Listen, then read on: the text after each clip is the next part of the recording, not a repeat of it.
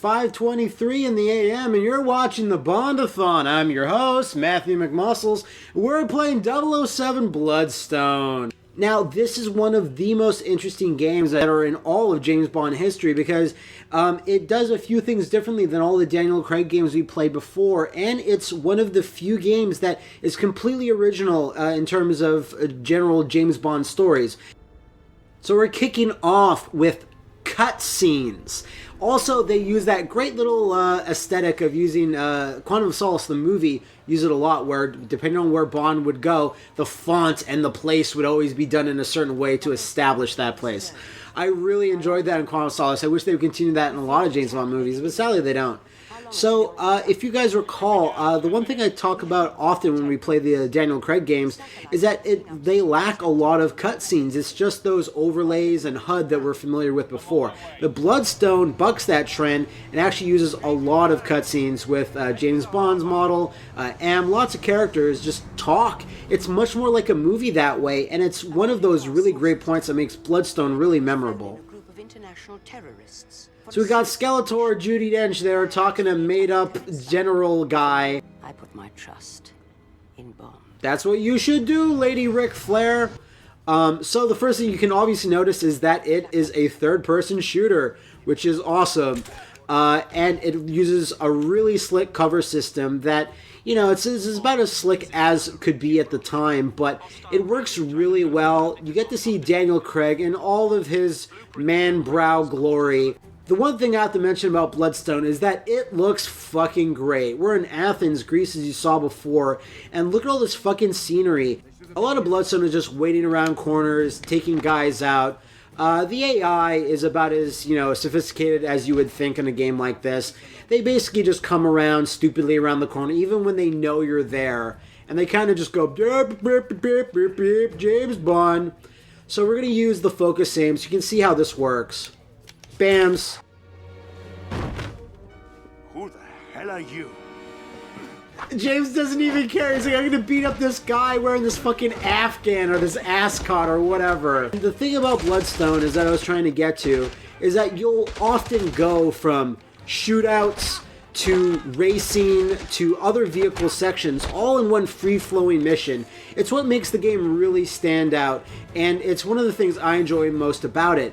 Unfortunately, though, not all the levels play out like that, and some sections go on way too long. So as you can see, I've already gained like 3 focuses in that short amount of time. It's really not hard to get to them. Bond's really quick. You can just dash up to dudes, get right in their faces. I can't do that to this helicopter, I'm going to be honest. Give me that! No! The bigger one! That's pretty good. A guy I mentioned a lot before in previous Bond-A-Thons is Bruce Fierstein. He wrote a couple of James Bond movies in the Pierce Brosnan age. Anyway, he wrote the story for Everything or Nothing and Bloodstone. And there's a lot of clever, not too cheesy dialogue throughout Bloodstone. And it feels pretty authentic to the style at the time. So as you can see, we're now in a cool boat racing mission. And just like that, we went from shooting and cover to this really exciting little set piece. You basically just have to follow Greco, and that's about it. But it really makes you feel like you're playing a 007 game. Why did that even explode? We didn't even see why that happened. I mean, come on. It's still awesome, though. Fuck you. If this was an EA game, that would have been a ball. Oh, that doesn't make any... Yeah, that makes sense. But... That makes sense. What?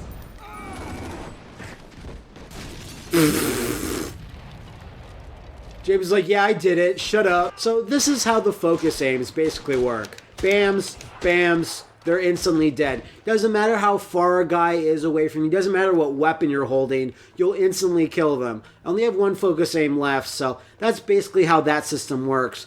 And like I mentioned before, that's about it from the gunplay. One of the things about Bloodstone, which kind of sucks, is that you never get any other new moves. I complained about this in a few other Daniel Craig games. There's no any sort of techniques you gain that are different from anything you would start out. So if you like building your character and kind of having a lot to sort of toy around with, there's really not that much here, unfortunately. Also, the other thing that Bizarre Creations, the developer behind Bloodstone, they did a really great job just modeling levels and making them feel real. Not just like standard video game sort of mazes and corridors. There is some of that in the later levels, but for the most part, when you're in these exotic locations, it feels really authentic. And just like that, you can take guys out lightning fast in this game. Go right and get to a takedown melee strike, go straight into your focus aims. It actually feels very visceral and really fun. It makes James Bond feel super, super lethal. James Bond's a cool guy, so even if you aim at a civilian, you can't actually shoot them. It would be interesting if civilians could get hit, and that would add kind of an interesting wrinkle in the gameplay, which I think Bloodstone unfortunately kind of needs. That, you know, sometimes guys could take hostages, and maybe you could use the focus shots to get the bad guys, but avoid the civilians. It'd be a nice little addition. James doesn't even care. The other great thing that Bloodstone has in spades is destructibility. You can blow the fuck out of a lot of stuff, almost everything you can see. Lots of different types of explosives, traps that you can kind of set off. Look at James like, huh? What? You're too late. Or am I? Yeah! So, one of the things that Bizarre Creations, the developers of Bloodstone, also made the Project Gotham racing series. And you can see how it fucking stands out. Easily, Bloodstone has the most visceral, exciting racing levels of any 007 game, and I don't fucking say that lightly.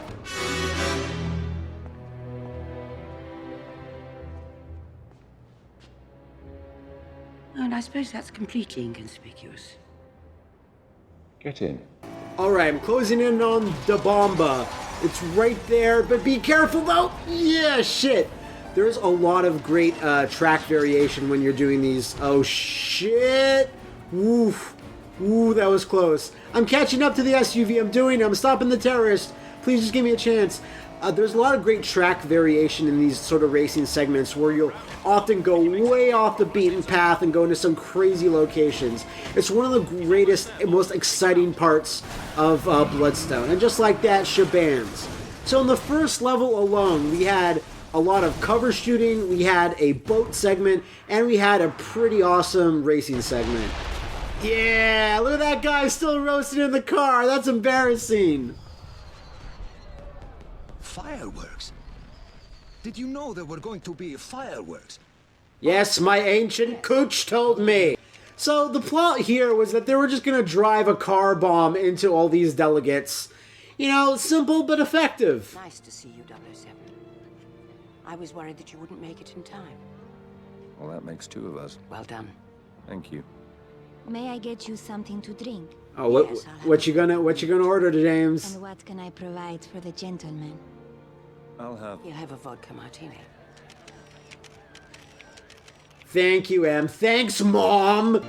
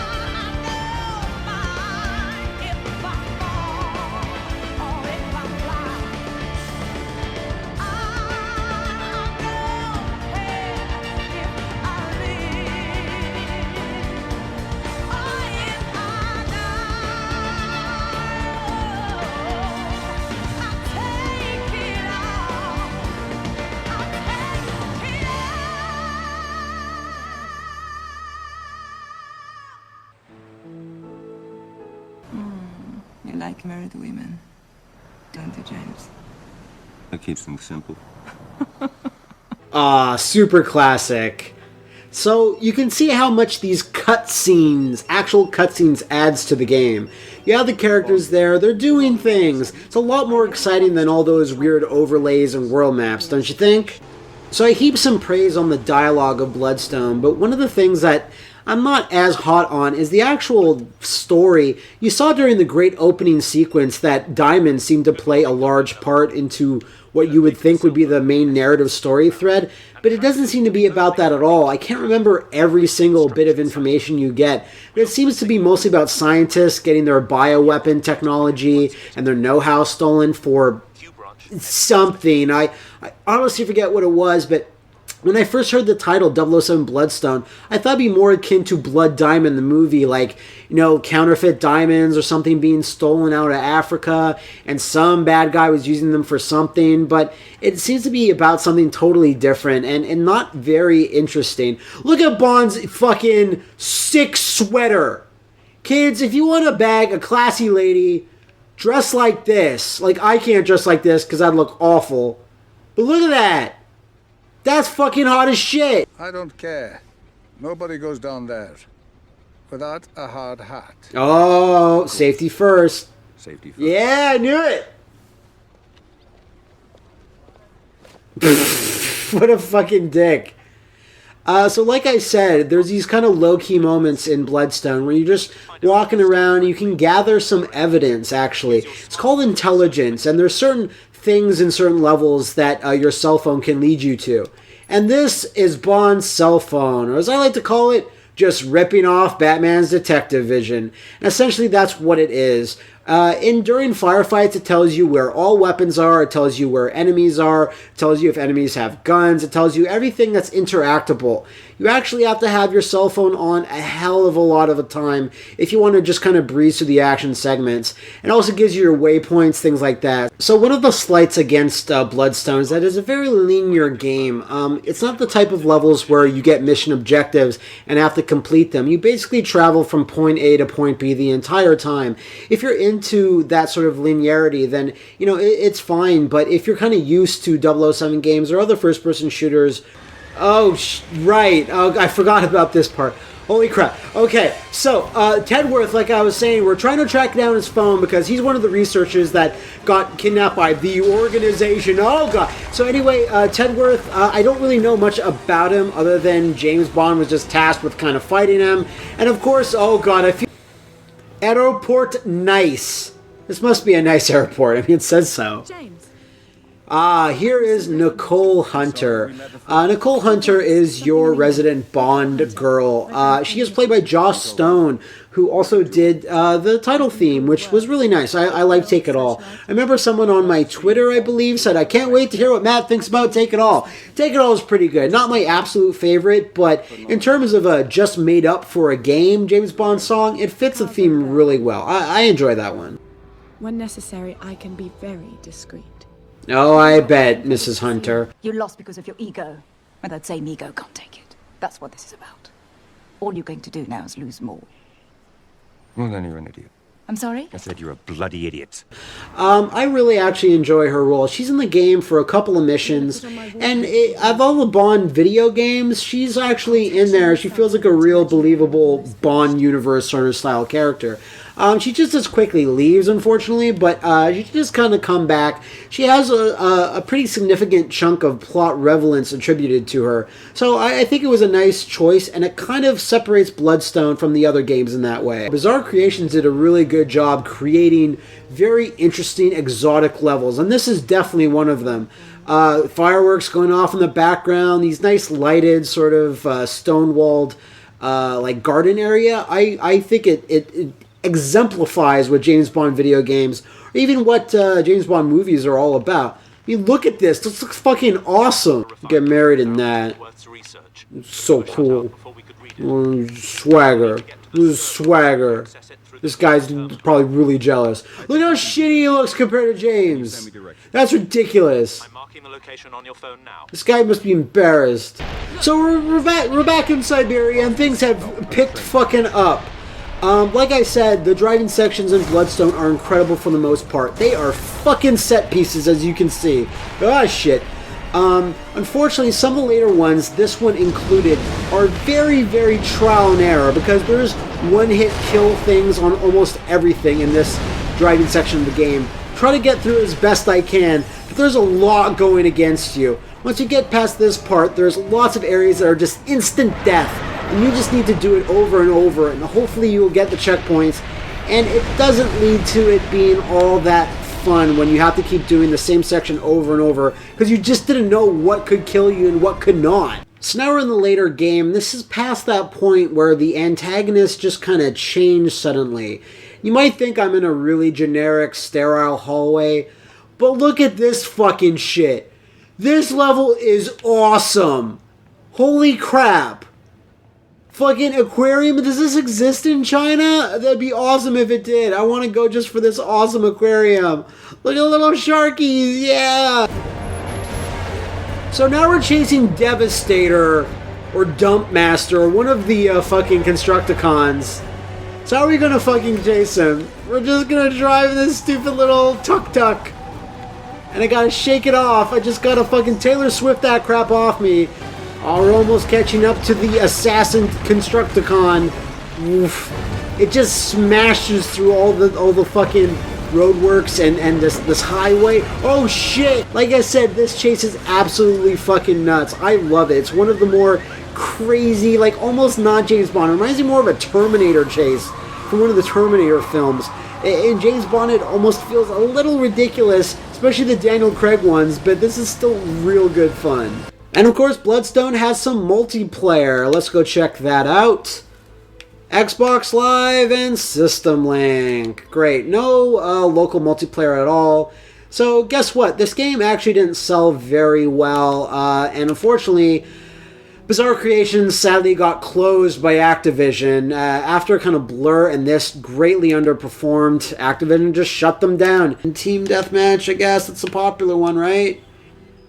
I don't think it's gonna work. I'm Mary Matt, that's me. Just gonna wait MI6 versus the Mercenaries. It really kind of sucks, but with no local multiplayer at all, we'll never know how it played. If any of you guys have played the Bloodstone multiplayer, say in the comments, how was it? Was it good? I'd like to know. That'd be great. Bloodstone is one of the most bittersweet games in the 007 video game library.